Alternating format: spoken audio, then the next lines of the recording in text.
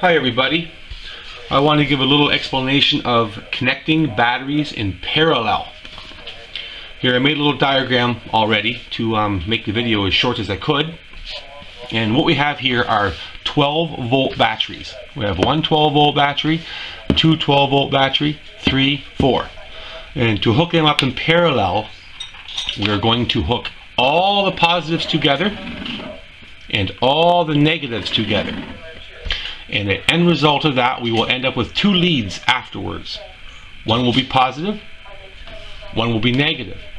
They will still remain at 12 volts. But what we have done here, each battery is 200 amp hours.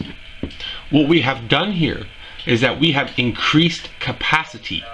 So by hooking 4 of these 12 volt batteries up in parallel, we are now operating off of 800 amp hours, still at 12 volts, which we are making our reserve much higher. So our capacity and our runtime will be much longer compared to operating off of one battery. And this is the simplest way I can put it. In parallel, it is not changing the voltage. The voltage remains the same, but the amp hours are being increased. So basically, whichever amp hour battery you have and you are hooking them up in parallel, you are basically times the amp hour per how many batteries you have. So if it's 200 amp hours and there's 10 batteries hooked up in parallel, well, it's 10 times 2. You're going to be doubling that up. If it's 3 batteries, it's going to be 600. If it's just 2 batteries, it's going to be 400 amp hours.